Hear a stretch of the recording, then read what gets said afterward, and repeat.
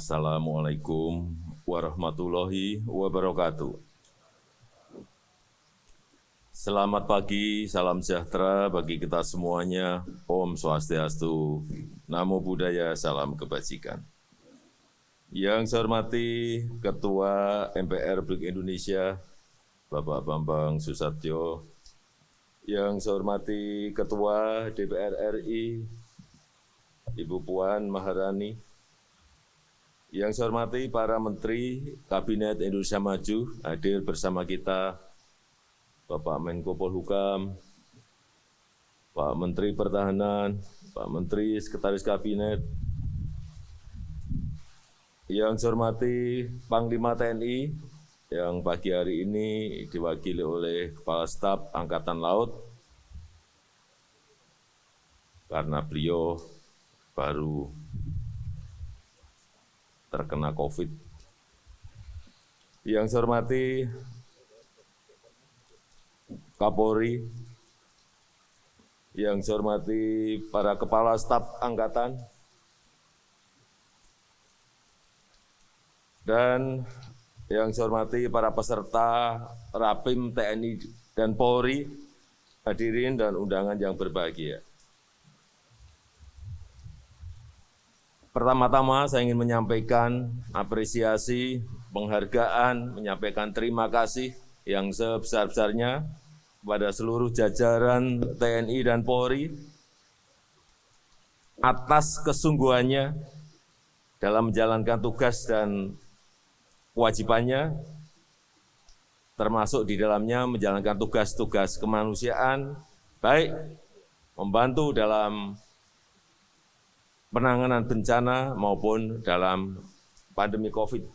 Dan utamanya, saya ingin mengucapkan terima kasih atas dorongan bantuan di lapangan dalam proses percepatan vaksinasi. Kita tahu bahwa tantangan ke depan tidak semakin gampang, tidak semakin mudah, tetapi penuh dengan ketidakpastian. Dulunya ketidakpastian itu karena disrupsi teknologi, karena revolusi industri 4.0, tetapi ini ditambah lagi dengan pandemi, tambah lagi dengan perang di Ukraina. Sehingga apa? Ketidakpastian global yang itu juga merembet kepada ketidakpastian negara-negara dimanapun di dunia ini menjadi semakin meningkat. Yang dulu tidak pernah kita hitung, sekarang muncul semuanya problem-problem itu.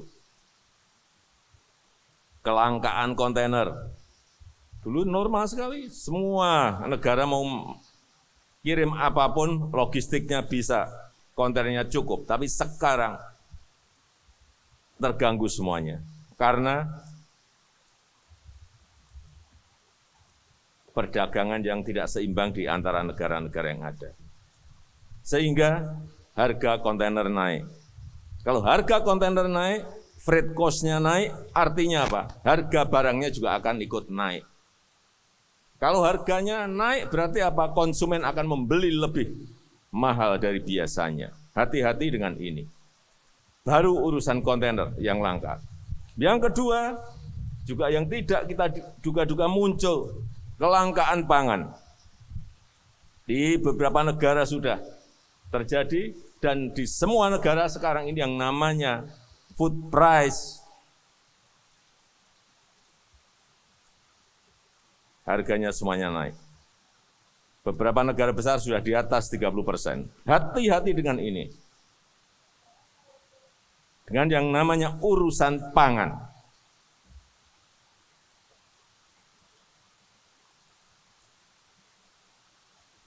Masih tambah lagi yang ketiga, kenaikan inflasi. Apa yang terjadi kalau inflasi itu naik? Artinya harga-harga semuanya naik. Artinya apa? Beban masyarakat dalam keinginan untuk membeli barang itu juga semakin naik tinggi. Di semua negara sekarang ini.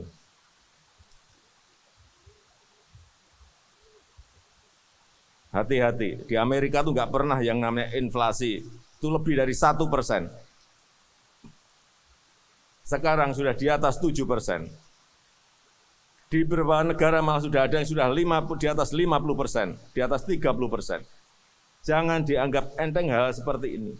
Artinya apa? Masyarakat keinginan untuk membeli itu harus membayar harga yang lebih tinggi.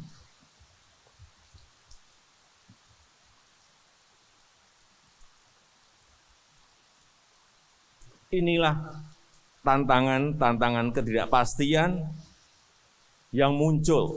Yang keempat, kelangkaan energi. Sudah dulu sebelum perang sudah harganya naik karena kelangkaan, ditambah perang naik lagi. Sekarang harga per barel sudah di atas 100 US dollar. Yang sebelumnya hanya 50-60. Semua negara sekarang ini yang namanya harga BBM naik semuanya, LPG naik semuanya. Hati-hati dengan ini. Hati-hati dengan ini, kenaikan. Karena semuanya naik, yang terjadi, yang kelima, yang terjadi adalah kenaikan harga produsen. Pabrik mau memproduksi sesuatu, dia beli bahan baku, harganya naik. Dia mau beli bahan pembantu, harganya naik. Dia mau beli BBM, harganya naik. Artinya apa? Ongkos produksi naik. Terus harga di pabriknya menjadi jauh lebih tinggi. Terus dikirim ke pasar, berarti harga konsumennya juga nanti akan naik. Ini efek berantainya seperti itu. Supaya kita ngerti betapa ketidakpastian itu menimbulkan tantangan-tantangan yang tidak mudah. Oleh sebab itu kerja sekarang tidak bisa kerja makro aja, nggak mungkin. Nggak mungkin bisa menyelesaikan masalah. Semuanya, kerja makro, kerja mikro. Makronya tahu, mikronya juga harus dikerjakan di lapangan. Oleh sebab itu, kita sekarang dalam posisi seperti ini harus mentransformasi ekonomi kita. Jangan sampai tumpuan kita kepada pertumbuhan kita ini 56 sampai 58%. Itu bertumpu kepada konsumsi. Hati-hati. 56 sampai 58% bertumpu pada yang namanya konsumsi. Ini yang mau kita transformasi. Transformasi ekonomi itu artinya kita akan merubah dari konsumsi menjadi produksi. Yang tumpuan fondasinya konsumsi menjadi produksi. Artinya lagi apa? Kita harus melakukan hilirisasi industri. Kita harus melakukan yang namanya industrialisasi.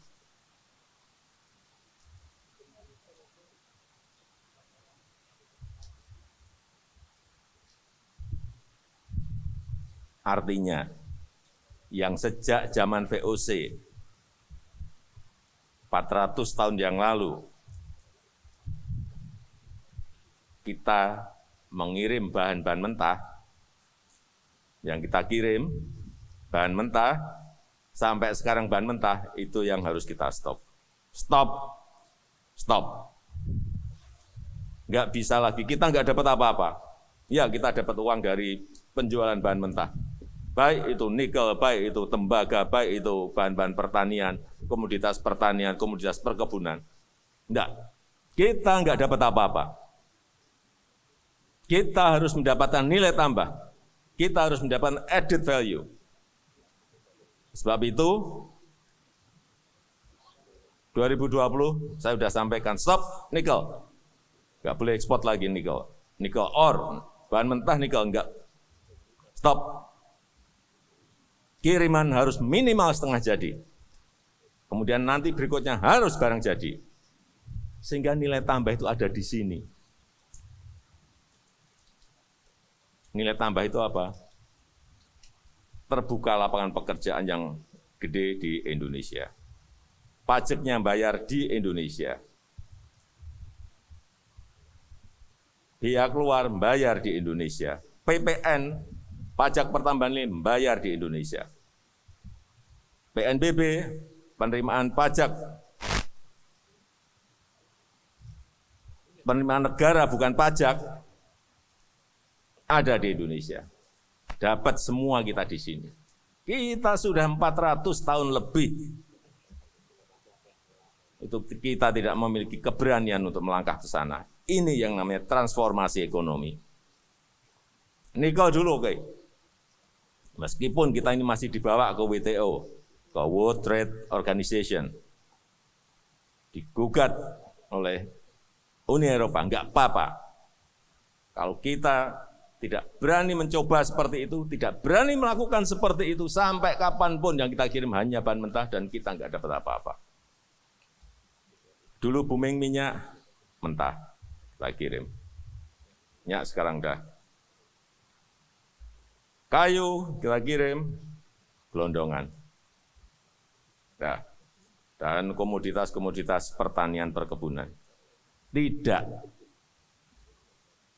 Oleh sebab itu, saya minta Bapak Ibu Saudara-saudara sekalian, kalau ada yang namanya industri, entah itu industri nikel, industri batu bara, industri tembaga, industri emas, jaga mereka. Karena nilai tambahnya nanti ada di situ. Itu tugas kita bersama. Kalau sudah stop nikel 2020 tahun ini, nanti akan kita stop lagi. Stop boksit. Boksit harus menjadi alumina. Boksit stop, tahun depan stop tembaga. Tembaga nanti campur dengan nikel, bisa menjadi lithium baterai, bisa menjadi sodium ion, bisa menjadi barang-barang yang setengah jadi maupun barang jadi. Sehingga sekali lagi nilai tambah itu ada di dalam negeri. Inilah yang kita maksud dengan transformasi ekonomi. Yang kedua, tadi hilirisasi, yang kedua adalah masuk ke ekonomi hijau. Ke depan yang namanya produk-produk hijau akan menjadi kekuatan kita. Oleh sebab itu fondasinya harus mulai dibangun sejak sekarang. Ekonomi hijau itu seperti apa? Ya, produk itu dihasilkan juga dari pabrik yang energinya energi hijau, semuanya adalah ramah lingkungan. Kita sekarang ini sedang menyiapkan pembangunan Green Industrial Park di Kalimantan Utara. Disitulah nanti pintu gerbang kita untuk membuka yang namanya ekonomi hijau Indonesia, yang energinya didapat dari pembangkit listrik tenaga air, hydropower di Sungai Kayan. Sungai Kayan nanti akan menghasilkan kira-kira 11.000 sampai 12.000 megawatt. Ada daerah wilayah industri disuplai dari energi hijau sehingga produk yang keluar produk hijau. Inilah kekuatan negara kita. Karena kita mempunyai sungai, 4.400 sungai, 4.400 sungai kita memiliki. Itu kekuatan. Kita punya geotermal 29.000. Tadi Sungai Kayan itu 11.000. Kemudian Mamberamo itu bisa 23.000 megawatt. Geotermal 29.000, ada angin, ada arus bawah laut, ada panas permukaan laut, semuanya bisa masuk ke energi hijau. Ada tenaga surya, matahari. Ini kekuatan negara kita yang negara lain nggak punya. Oleh sebab itu fondasinya harus dimulai sesegera mungkin. Dan tugas Bapak Ibu Saudara-saudara sekalian menjaga agar fondasi ini betul-betul bisa kita bangun karena kita tahu negara lain itu juga nggak senang kita bisa. Ada saja udah, percaya saya. Ada saja yang dilakukan. Karena yang mereka terganggu, pabrik mereka akan stop. Karena materialnya nggak kita ekspor. Hati-hati. Hati-hati dengan ini. Mengganggunya dengan cara apa? Kita nggak tahu, tetapi nggak mungkin diam. Yang ketiga, digitalisasi, transformasi ini harus juga kita kawal. Yang namanya talent digital itu harus di TNI Polri juga harus memiliki talent digital. Karena eranya sudah era seperti ini. Harus punya jago-jago AI, cloud computing, digital design, ngerti masalah blockchain, yang ngerti masalah digital marketing, harus ngerti. Karena nanti keseharian kita akan bergelut dengan itu. Kalau penegak hukum Polri tidak ngerti hal-hal yang tadi saya sampaikan, gimana? Kejahatan mungkin bergeser dari yang konvensional ke hal yang berkaitan dengan digital. Dan sekarang sudah terjadi. Jadi sekali lagi, TNI, Polri harus memiliki talent digital. Mengerti masalah artificial intelligence, cloud computing, digital design, digital marketing, blockchain, coding, programming, semuanya harus dimiliki dan dimulai harus mencari talent-talent digital itu.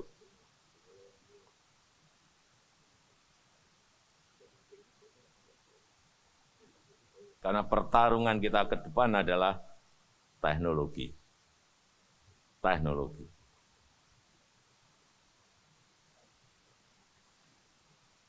Yang kedua, yang berkaitan supaya kita juga tahu masalah Ibu Kota Baru, IKN Nusantara. Kenapa ini dilakukan, pemindahan itu? Ini sudah dimulai, gagasan besar itu sejak tahun 1957 oleh Bung Karno.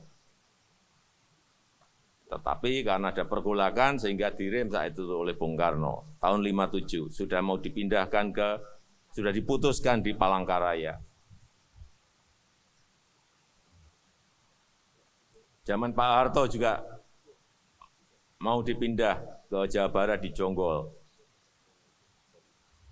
Batal juga karena ada pergolakan di 97-98. Jadi ini kajian itu sudah lama sekali. Kalau tidak kita eksekusi kajian-kajian yang ada ini, ya sampai kapanpun tidak akan terjadi. Memang butuh keberanian, ada risikonya ya, ada risikonya. Tetapi kita tahu kita ingin yang namanya pemerataan. Bukan Jawa sentris tapi Indonesia sentris. Pemerataan itu seperti apa sih? Kok dinamakan pemerataan? Iya, karena 58% PDB ekonomi, perputaran uang, perputaran ekonomi 58% itu ada di Jawa. Padahal kita memiliki 17.000 pulau. 58% perputaran ekonomi ada di Jawa. Sehingga magnetnya semuanya ada di Jawa. Orang pengen kerja, lari ke Jawa. Orang pengen lari ke Jawa. Khususnya Jakarta. Karena memang magnet ekonomi ada di sini. Itu yang tadi saya bilang pemerataan. Bukan hanya sekedar memindahkan gedung dari Jakarta, bukan itu. Visi besarnya bukan di situ.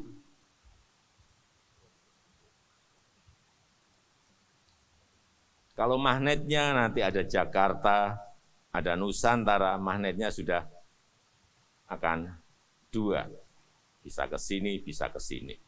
Artinya, perputaran ekonomi tidak hanya di Pulau Jawa. Yang kedua, populasi. Populasi 56% populasi Indonesia itu ada di Pulau Jawa. 56%. 156 juta ada di Pulau Jawa.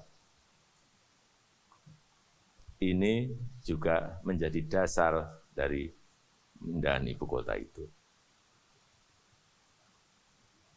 Oleh sebab itu, agar tidak terjadi ketimpangan ekonomi, tidak terjadi ketimpangan infrastruktur, tidak terjadi ketimpangan jumlah populasi,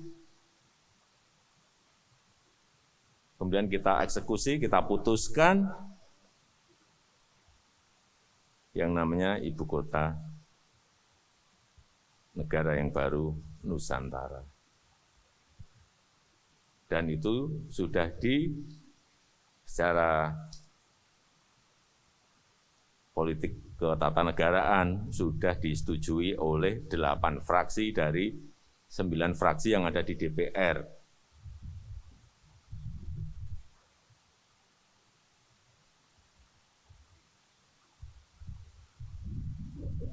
Untuk membayangkan, karena ibu kota kita ini nanti 70% adalah area hijau, 80% adalah menggunakan transportasi publik, 80% menggunakan energi baru terbarukan, dan 10-minute city, dari satu tempat ke tempat lain hanya 10 menit. Karena memang dari awal kita konsep sebaik-baiknya. Jadi yang diberi prioritas adalah, yang hidup di sini nanti yang diberi prioritas adalah yang pertama, pejalan kaki itu nomor paling atas. Yang kedua, yang naik sepeda itu yang nomor 2. Yang nomor 3 yang suka naik transportasi umum. Jadi bukan yang naik mobil pribadi. Ini saya putarkan sebentar videonya, biar punya bayangan. Oh.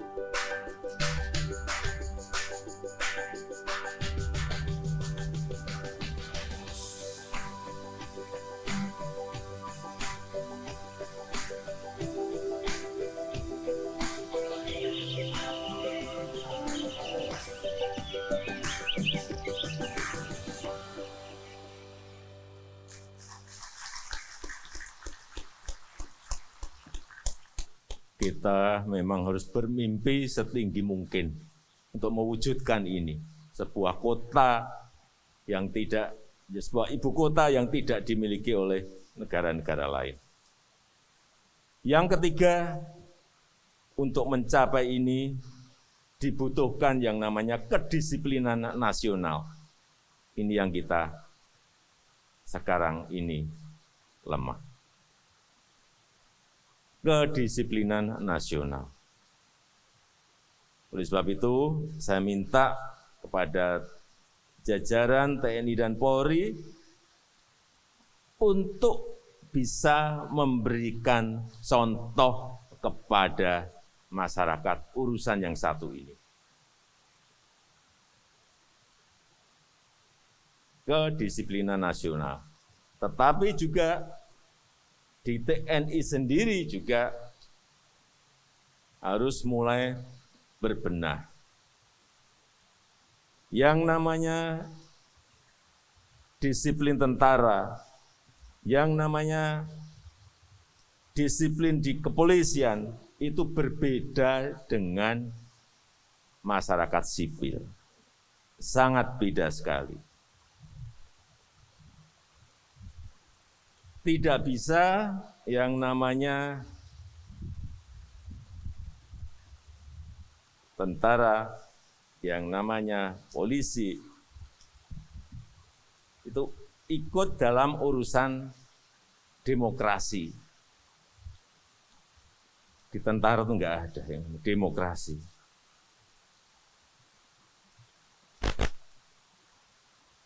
Enggak ada yang namanya bawahan itu merasa bebas. Tidak sama dengan atasan. Enggak boleh.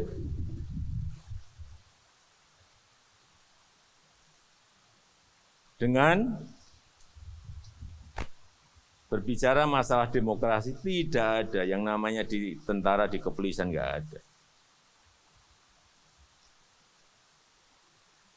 Sehingga ini hal seperti ini harus mulai dikencangkan lagi. Supaya masyarakat itu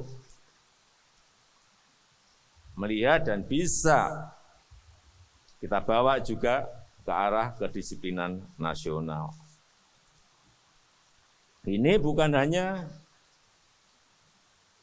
bapak-bapak atau ibu-ibu yang bekerja, tetapi yang di rumah juga sama. Hati-hati, ibu-ibu kita juga sama. Kedisiplinannya harus sama. Enggak bisa.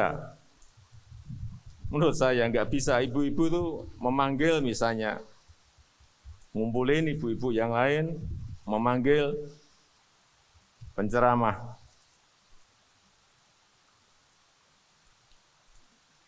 Semaunya, atas nama demokrasi. Sekali lagi di tentara, di polisi enggak bisa seperti itu. Harus dikoordinir oleh kesatuan. Kesatuan harus mengkoordinir hal-hal kecil-kecil tadi saya sampaikan, makro dan mikronya, ini mikronya harus kita urus juga.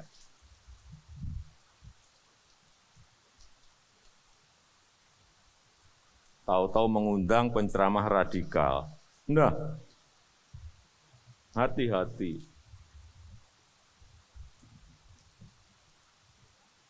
Juga hal kecil-kecil, tapi ini harus mulai didisiplinkan di WA Group.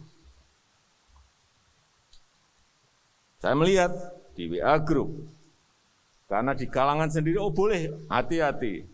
Kalau seperti itu diperbolehkan dan diterus-teruskan, hati-hati. Misalnya berbicara mengenai IKN, nggak setuju IKN apa? Itu sudah diputuskan loh oleh pemerintah dan sudah disetujui oleh DPR. Kalau di dalam disiplin TNI dan Polri sudah tidak bisa diperdebatkan. Kalau di sipil silahkan. Apalagi di WA Group dibaca gampang. Saya baca itu. Hati-hati dengan ini. Dimulai dari hal yang kecil, nanti membesar dan kita akan kehilangan kedisiplinan di TNI maupun di Polri. Karena disiplin tentara dan disiplin polisi itu berbeda dengan sipil dan dibatasi oleh yang namanya aturan oleh pimpinan. Ini perlu saya ingatkan. Di seluruh dunia yang namanya tentara itu punya yang namanya aturan sendiri.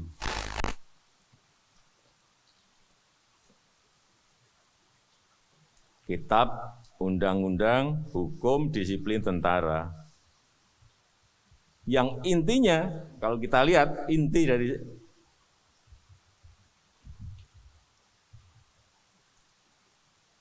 kitab itu, intinya adalah kesetiaan tegak lurus. Saya baca-baca, ini apa sih intinya? Kesetiaan tegak lurus. Saya rasa itu yang bisa saya sampaikan pada kesempatan yang baik ini. Saya tutup, terima kasih. Wassalamualaikum warahmatullahi wabarakatuh.